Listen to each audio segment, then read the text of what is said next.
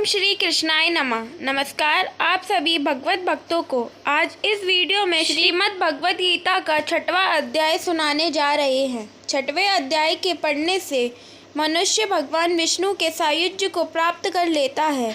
तो सुनिए श्रीमद् भगवत गीता के 6वें अध्याय का महात्म्य। श्री भगवान कहते हैं, सुमुखी, अब मैं 6ठे अध्याय का महात्म बतलाता हूँ, जिसे सुनने वाले मनुष्य के मुक्ति सरल हो जाती है। गोदावरी नदी के तट पर प्रतिष्ठानपुर नामक एक विशाल नगर है, जहाँ पे पिपलेश के नाम से विख्यात होकर रहता हूँ। उस नगर में जान-श्रुतु नामक एक राजा रहते थे, जो भूमंडल की प्रजा को अत्यंत प्रिय थे। उनका प्रताप मार्तंड मंडल के प्रचंड तेज के समान जान पड़ता था। प्रतिदिन होने वाले उनके यज्ञ के धुएं से नंदनवन के कल्प वृक्ष इस प्रकार काले पड़ गए थे, मानो राजा की असाधारण दानशीलता देखकर वे लज्जित हो गए हों। उनके यज्ञ में प्राप्त पुरोडाश के रस स्वादन में सदा आसक्त होने के कारण देवता लोग कभी प्रतिष्ठानपुर को छोड़कर बाहर नहीं जाते थे। उनके दान के समय छोड़े हुए जल की धारा प्रताप रूपी तेज और यज्ञ के धूमों से पुष्ट होकर मेघ ठीक समय पर वर्षा करते थे। उस राजा के शासन काल में इर्तियों अर्थात खेती में होने वाले 6 प्रकार के उपद्रवों के लिए कहीं थोड़ा भी स्थान नहीं मिलता था और अच्छी नीतियों का सर्वत्र प्रसार होता था। वे बावली कुएं और पोखरे खुदवाने के बहाने मानो प्रतिदिन पृथ्वी के भीतर की निधियों का अवलोकन करते थे। एक समय राजा के दान, तप, यज्ञ और प्रजा पालन से संतुष्ट होकर स्वर्ग के देवता उन्हें वर देने के लिए आए। वे कमल नाल के समान उज्ज्वल हंसों का रूप धारण कर अपनी पंखें हिलाते हुए आकाश मार्ग से चलने लगे। बड़ी उतावली के साथ उड़ते हुए वे सभी हंस परस्पर बातचीत भी करते जाते थे। उनमें से भद्राज आदि 2-3 हंस वेग से उड़कर आगे निकल गए। तब पीछे वाले हंसों ने आगे जाने वालों को संबोधित करके कहा, अरे भाई भद्राक्ष, तुम लोग वेग से चलकर आगे क्यों हो गए? यह मार्ग बड़ा दुर्गम है, इसमें हम सबको साथ मिलकर चलना चाहिए। क्या तुम्हें दिखाई नहीं देता? यहाँ सामने ही पुण्य मूर्ति महाराज जान-श्रुतु का तेज पूज्य अत्यंत स्पष्ट रूप से प्रकाशमान हो रहा है, अर्थात उस तेज से भस्म होने की आकांक्षा है, अतः सावधान होकर चलना चाहिए। पीछे वाले हंसों के यह वचन सुनकर आगे वाले हंस हंस पड़े और उच्च स्वर से उनकी बातों की अवहेलना करते हुए बोले, अरे भाई, क्या इस राजा जान-श्रुतु का तेज ब्रह्मावादी महात्मा रैंक के तेज से भी अधिक तीव्र है? हंसों की यह बातें सुनकर राजा जान-श्रुतु अपने ऊंचे महल की छत से उतर गए और सुखपूर्वक आसन पर विराजमान हो अपने सारथियों को बुलाकर बोले, जाओ महात्मा रैंक को यहाँ ले आओ। राजा का यह अमृत के समान वचन सुनकर मह नामक सारथी प्रसन्नता प्रकट करता हुआ नगर से बाहर निकला। सबसे पहले उसने मुक्तिदायिनी काशीपुरी की यात्रा की, जहाँ जगत के स्वामी भगवान विश्वनाथ मनुष्यों को उपदेश दिया करते हैं। उसके बाद गया क्षेत्र में पहुँचा, जहाँ फफुल नेत्रों वाले भगवान गदाधर संपूर्ण लोगों का उद्धार करने के लिए निवास करते हैं। तदंतर नाना तीर्थों में भ्रमण करता हुआ सारथी पापनाशिनी मथुरापुरी में गया। यह भगवान श्री कृष्ण का आदि स्थान है, जो परम महान एवं मोक्ष प्रदान करने वाली है। वेद और शास्त्रों में वह तीर्थ त्रिभुवनपति भगवान गोविंद के अवतार स्थान के नाम से प्रसिद्ध है। नाना देवता और ब्रह्माश्री उसका सेवन करते हैं। मथुरा नगर कालिंदी अर्थात यमुना के किनारे शोभा पाता है। उसकी आकृति अर्धचंद्र के समान प्रतीत होती है। वह सब तीर्थों के निवास से परिपूर्ण है, परम आनंद प्रदान करने के कारण सुंदर प्रतीत होता है। गोवर्धन पर्वत के होने से मथुरा मंडल की शोभा और भी बढ़ गई है। वह पवित्र वृक्षों और लताओं से आवृत है। उसमें 12 वन और परम पुण्यमय तथा सबको विश्राम देने वाले ऋतुओं के सारभूत भगवान श्री कृष्ण आधार भूमि है। तत्पश्चात मथुरा से पश्चिम और उत्तर दिशा की ओर बहुत दूर तक जाने पर सारथियों को काश्मीर नामक नगर दिखाई दिया, जहाँ शंख के समान उज्ज्वल गगनचुंबी महलों की पंक्तियां भगवान शंकर के अट्टहास की भांति शोभा पाती हैं, जहाँ ब्राह्मणों के शास्त्रीय आलाप सुनकर मुख मनुष्य भी सुंदर वाणी और पदों का उच्चारण करते हुए देवता के समान हो जाते हैं, जहाँ निरंतर होने वाले यज्ञ धूम से व्याप्त होने के कारण आकाश मंडल मेघों से घुलते रहने पर भी अपनी कलिमा नहीं छोड़ता, जहाँ उपाध्याय के पास आकर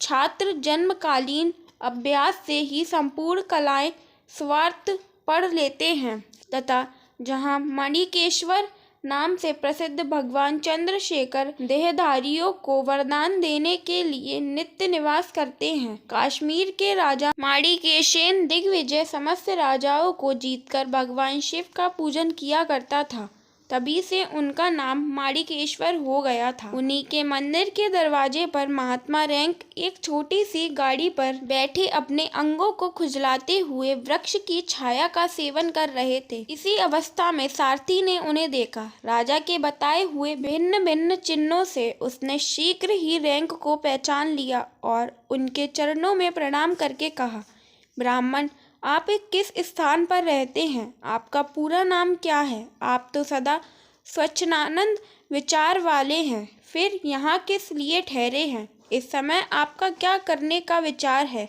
सारथी के यह वचन सुनकर परम आनंद में निग्रह महात्मा रैंक ने कुछ सोचकर उससे कहा, यद्यपि हम पूर्ण काम हैं, हमें किसी वस्तु की आवश्यकता नहीं है, तथापि कोई भी हमारी मनोवृत्ति के अनुसार परिचार्य कर सकता है।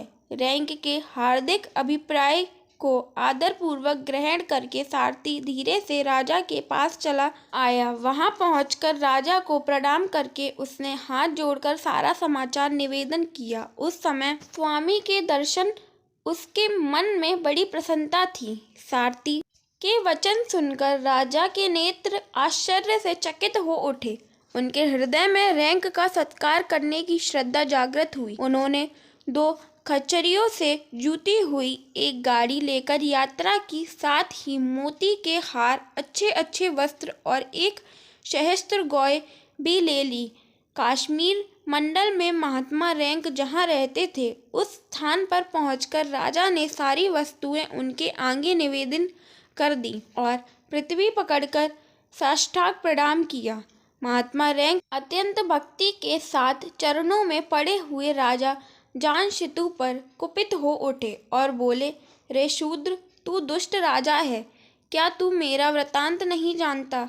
यह खच्चरिया से जूती हुई अपनी ऊंची गाड़ी ले जा। ये वस्त्र, ये मोतियों के हार और ये दूध देने वाली गाय भी स्वयं ही ले जा। इस तरह आज्ञा देकर रैंक ने राजा के मन में भय उत्पन्न कर दिया। तब राजा ने श्राप के भय से महात्मा रैंक के दोनों चरण पकड़ लिए और भक्ति पूर्वक कहा, ब्राह्मण, मुझ पे प्रसन्न होइए। भगवान, आप में यह अद्भुत महात्मा कैसे आया? प्रसन्न होकर मुझे ठीक ठीक बताइए।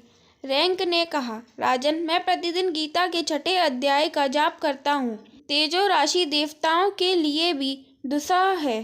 तदंतर परम बुद्धिमान राजा जामशितु ने यत्न पूर्वक महात्मा रैंक से गीता के 6ठे अध्याय का अभ्यास किया। इससे उन्हें मोक्ष की प्राप्ति हुई। इधर रैंक भी भगवान मणिकेश्वर के समीप मोक्षदायक गीता के 6ठे अध्याय का जाप करते हुए सुख से रहने लगे। हंस का रूप धारण करके वरदान देने के लिए आए हुए देवता भी विस्मित होकर स्वेच्छानुसार चले गए। जो मनुष्य सदा इस एक ही अध्याय का जाप करता है वह भी भगवान विष्णु के स्वरूप को प्राप्त होता है, इसमें तनिक भी संदेह नहीं है। अब सुनते हैं भगवद गीता का 6वां अध्याय। उसके उपरांत श्री कृष्ण महाराज बोले, हे अर्जुन, जो पुरुष कर्म के फल को ना चाहता हुआ करने योग्य कर्म करता है वह सन्यासी और योगी है, और केवल अग्नि को त्यागने वाला सन्यासी योगी नहीं है, तथा केवल क्रियाओं को त्यागने वाला भी सन्यासी योगी नहीं है। इसलिए हे अर्जुन, ऐसा कहते हैं उसी को तू योग जान, क्योंकि संकल्प को ना त्यागने वाला कोई भी पुरुष योगी नहीं होता। समस्त बुद्धि रूप योग में आरूढ़ होने की इच्छा वाले मननशील पुरुष के लिए योग की प्राप्ति में निष्काम भाव से कर्म करना ही हेतु कहा गया है, और योगारूढ़ हो जाने पर उस योगारूढ़ पुरुष के लिए सर्व संकल्प का अभाव ही कल्याण में हेतु कहा गया है। जिस काल में ना तो इंद्रियों के भोगों में आसक्त होता है तथा ना कर्मों में ही आसक्त होता है, उस काल में सर्व संकल्पों का त्यागी पुरुष योगारूढ़ कहा जाता है। यह योगारूढ़ता कल्याण में हेतु कही गई है।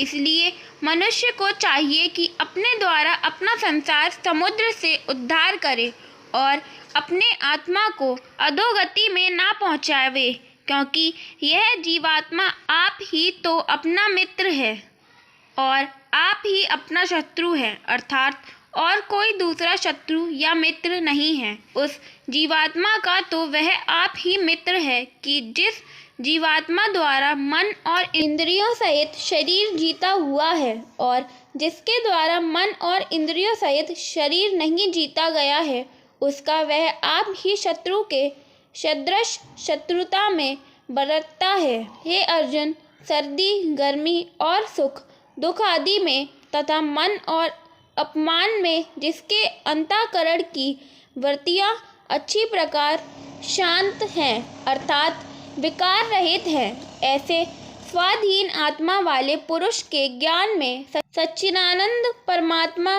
स्वयं सम्यक प्रकार से स्थित है, अर्थात उसके ज्ञान में परमात्मा के सिवा अन्य कुछ है ही नहीं। ज्ञान विज्ञान से तृप्त है, अंतःकरण जिसका तथा विकार रहित है, स्थिति जिसकी और अच्छी प्रकार जीती हुई है, इंद्रियां जिसकी तथा समान है, मिट्टी, पत्थर और स्वर्ण जिसके वह योगी युक्त अर्थात भगवत की प्राप्ति वाला है, ऐसे कहा जाता है। जो पुरुष सुदृढ़, मित्र, वैरी, उदासीन, मध्यस्थ, द्वेषी और बंधुगणों में तथा धर्मात्माओं में और पापियों में भी समान भाव वाला है, वह अति श्रेष्ठ है। इसलिए उचित है कि जिसका मन और इंद्रियों सहित शरीर जीता हुआ है, ऐसा वासना रहित और संग्रह रहित योगी अकेला ही एकांत स्थान में स्थित हुआ निरंतर आत्मा को परमेश्वर के ध्यान में लगावे। शुद्ध भूमि में कुशा, मगरछाला और वस्त्र है, उपरोपरि जिसके ऐसे अपने आसन को ना अति ऊंचा और ना अति नीचा स्तर स्थापन करके और उस आसन पर बैठकर तथा मन को एकाग्र करके चित्त और इंद्रियों की क्रियाओं को वश में किया हुआ अंतःकरण की शुद्धि के लिए योग का अभ्यास करें। उसकी विधि इस प्रकार है कि काया, सिर और ग्रीवा को समान और आंचल धारण किए हुए दृढ़ होकर अपनी नासिका के अग्रभाग को देखकर अन्य दिशाओं को न देखता हुआ और ब्रह्मचर्य के व्रत में स्थित रहता हुआ भय रहित तथा अच्छी प्रकार शांत अंतःकरण वाला और सावधान होकर मन को वश में करके मेरे में लगे हुए चित्त वाला और मेरे परायण हुआ स्थित होवे। इस प्रकार आत्मा को निरंतर परमेश्वर के स्वरूप में लगाता हुआ स्वाधीन मन वाला योगी मेरे में स्थिति रूप परमानंद पराकाष्ठ वाली शांति को प्राप्त होता है।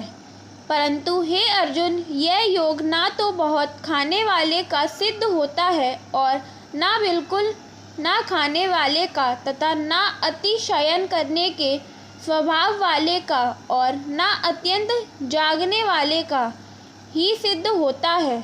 यह दुखों का नाश करने वाला योग तो यथा योग आहार और विहार करने वाले का तथा कर्म में यथा योग चेष्टा करने वाले का और यथा योग शयन करने तथा जागने वाले का ही सिद्ध होता है। इस प्रकार योग के अभ्यास से अत्यंत वश में किया हुआ चित्त जिस काल में परमात्मा में ही भली प्रकार स्थित हो जाता है, उस काल में संपूर्ण कामनाओं से संप्रहार रहित हुआ पुरुष योग युक्त ऐसा कहा जाता है। जिस प्रकार वायु रहित स्थान में स्थित दीपक चलायमान नहीं होता है, वैसे ही उपमा परमात्मा के ध्यान में लगे हुए योगी के जीते हुए चित्त की कही गई है। हे अर्जुन, जिस अवस्था में योग के अभ्यास से निरुद्ध हुआ चित्त उपराम हो जाता है और जिस अवस्था में परमेश्वर के ध्यान से शुद्ध हुई सूक्ष्म बुद्धि द्वारा परमात्मा को साक्षात करता हुआ सच्चिदानंद परमात्मा में ही संतुष्ट होता है तथा इंद्रियों से अतीत केवल शुद्ध हुई सूक्ष्म बुद्धि द्वारा ग्रहण करने योग जो अनंत आनंद है, उसको जिस अवस्था में अनुभव करता है और जिस अवस्था में स्थित हुआ यह योगी भगवत स्वरूप नहीं चलायमान होता है और परमेश्वर की प्राप्ति रूप जिस लाभ को प्राप्त होकर उससे अधिक दूसरा कुछ भी लाभ नहीं मानता है और भगवत प्राप्ति रूप जिस अवस्था में स्थित हुआ योगी बड़े भारी दुख से भी चलायमान नहीं होता है, जो दुख रूप संसार के संयोग से रहित है तथा जिसका नाम योग है, उसको जानना चाहिए। वह योग ना उकताए हुए चित्त से अर्थात तत्पर हुए चित्त से निश्चय पूर्वक करना कर्तव्य है। इसीलिए मनुष्य को चाहिए कि संकल्प से उत्पन्न होने वाली संपूर्ण कामनाओं को निश्चेष्टता से अर्थात वासना और आसक्त रहित त्याग कर और मन के द्वारा इंद्रियों के समुदाय को सब ओर से ही अच्छी प्रकार वश में करके क्रम से अभ्यास करता हुआ उपरामता को प्राप्त होवे तथा धैर्य युक्त बुद्धि द्वारा मन को परमात्मा में स्थित करके परमात्मा के सिवा और कुछ भी चिंतन ना करे।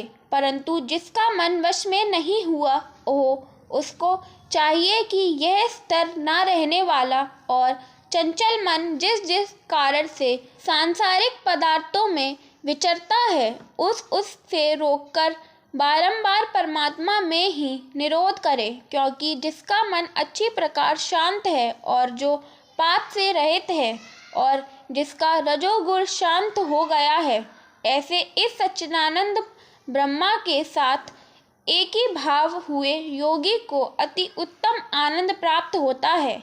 वह पाप रहित योगी इस प्रकार निरंतर आत्मा को परमात्मा में लगाता हुआ सुखपूर्वक पर ब्रह्म परमात्मा की प्राप्ति रूप अनंत आनंद को अनुभव करता है। हे अर्जुन, सर्वव्यापी अनंत चेतन में एक ही भाव से स्थित रूप योग से युक्त हुए आत्मा वाले तथा सब में संभाव से देखने वाला योगी आत्मा को संपूर्ण भूतों में बर्फ में जल के सदृश व्यापक देखता है और संपूर्ण भूतों को आत्मा में देखता है। अर्थात जैसे स्वप्न से जागा हुआ पुरुष स्वप्न के संसार को अपने अंतर्गत संकल्प के आधार देखता है, वैसे ही वह पुरुष संपूर्ण भूतों को अपने सर्वव्यापी अनंत चेतन आत्मा के अंतर्गत संकल्प के आधार देखता है।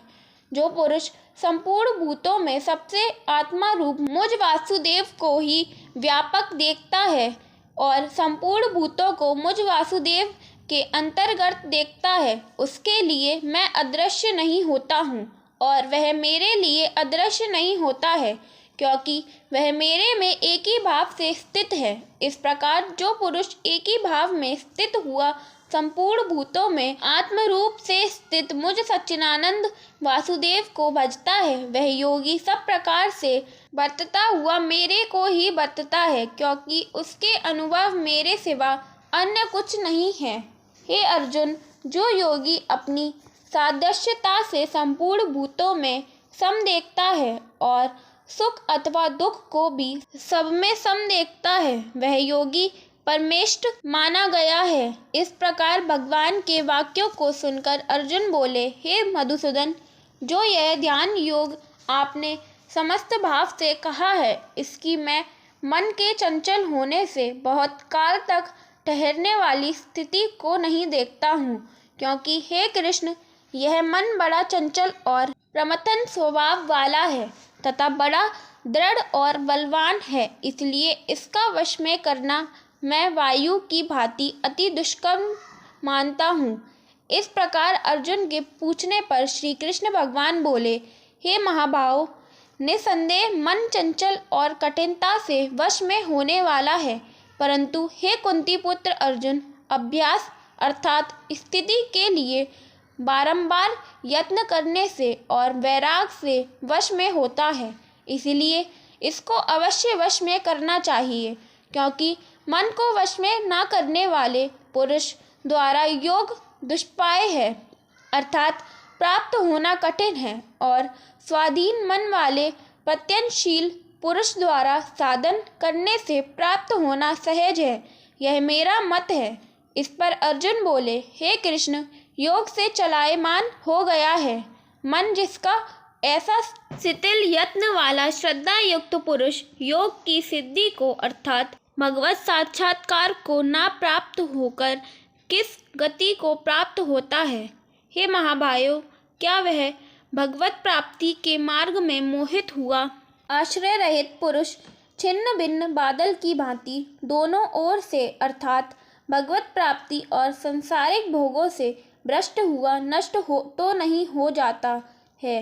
हे कृष्ण, मेरे इस संशय को संपूर्णता से छेदन करने के लिए आप ही योग्य हैं, क्योंकि आपके सिवा दूसरा इस संशय का छेदन करने वाला मिलना संभव नहीं। इस प्रकार अर्जुन के पूछने पर श्री कृष्ण भगवान बोले, हे पार्थ, उस पुरुष का ना तो इस लोक में और ना परलोक में ही नाश होता है, क्योंकि हे प्यारे, कोई भी शुभ कर्म करने वाला अर्थात भगवत अर्थ कर्म करने वाला दुर्गति को नहीं प्राप्त होता, किंतु वह योग भ्रष्ट पुरुष पुण्यवानों के लोक को अर्थात स्वर्गादिक उत्तम लोकों को प्राप्त होकर उनमें बहुत वर्षों तक वास करके शुद्ध आचरण वाले श्रीमान पुरुषों के घर में जन्म लेता है, अथवा वैराग्यमान पुरुष उन लोकों में न जाकर ज्ञानवान योगियों के ही कुल में जन्म लेता है। परंतु इस प्रकार का जो यह जन्म है सो संसार में निसंदेह अति दुर्लभ है। वह पुरुष वहाँ उस पहले शरीर में साधन किए हुए बुद्धि के संयोग को अर्थात समत्व बुद्धि योग के संस्कार को अनायास ही प्राप्त हो जाता है, और हे कुरुनंदन, उसके प्रभाव से फिर अच्छी प्रकार भगवत प्राप्ति निमित्त यत्न करता है। वह विषयों के वश में हुआ भी उस पहले के अभ्यास से ही निसंदेह भगवत की ओर आकर्षित किया जाता है, तथा सत्म बुद्धि रूप योग का जिज्ञासु भी वेद में कहे हुए सकाम कर्मों के फल को उल्लंघन कर जाता है। जबकि इस प्रकार मंद प्रयत्न करने वाला योगी भी परम गति को प्राप्त हो जाता है। तब क्या कहना है कि अनेक जन्मों से अंतःकरण की शुद्धि रूप सिद्धि को प्राप्त हुआ और अति प्रयत्न से अभ्यास करने वाला योगी संपूर्ण पापों से अच्छी प्रकार शुद्ध होकर उस साधन के प्रभाव से परम गति को प्राप्त होता है, अर्थात परमात्मा को प्राप्त होता है, क्योंकि योगी तपस्वियों से श्रेष्ठ है और शास्त्रों के ज्ञान वालों से भी श्रेष्ठ माना गया है, तथा सकाम कर्म करने वालों से भी योगी श्रेष्ठ है। इससे हे अर्जुन, तू योगी हो।